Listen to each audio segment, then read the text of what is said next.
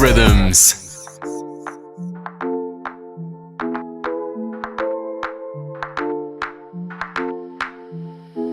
Hi, I'm Molly. Today I'm joined by Emily. and today we're going to be talking about body confidence and kind of the weird relationship that we have with our body, how that develops over time, how social media can maybe affect that. So first question, Emily. Can you think of the first time you really became aware of your body?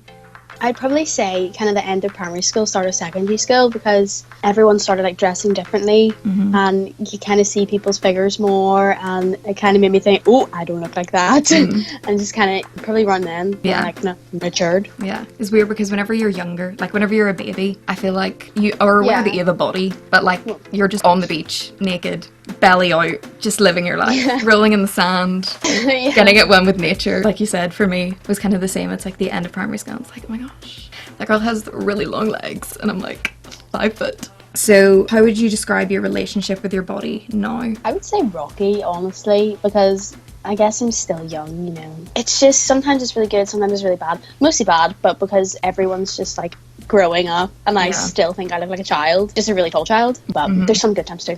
I feel you. For you, I feel like it's different than a lot of what we see whenever we talk about like body confidence and like body positivity and like media, because if you could see Emily's full body, she's very tall, very slim. Obviously everyone has their own insecurities, whether you're 6 foot or 1 foot. So do you think your answer to that question would be different if I'd asked you that a few years ago? 100%. A few years ago I'd have been like, I don't care. You would have spoken like that as well. I would have, 100%. But because I was like one of the smallest in my class until about like second or third year. It's fine, no one really cares, everyone likes being small, it is what it is. Then I kind of shut up and I was like, oh, okay.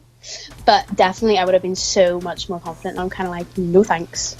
Do you think that social media has a role to play in how you feel about your body?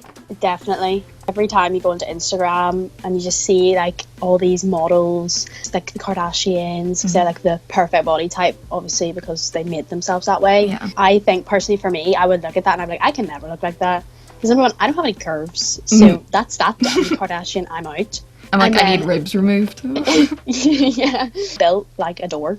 So like, I'm just never gonna look like beautiful door. But yeah, definitely, it's impacted it. There is like some good things about social media, but it's mostly bad.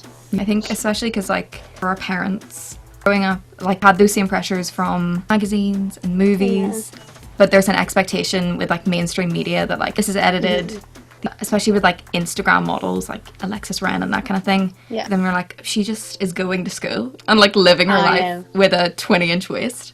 Why am I out here built like Mr. Blobby? So what is one thing you love about your body?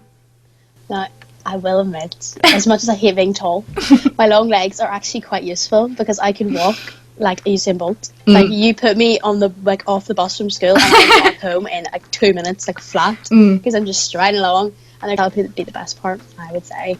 Yeah. I can testify it is a struggle to keep up with you whenever you're walking. I'm like, sorry.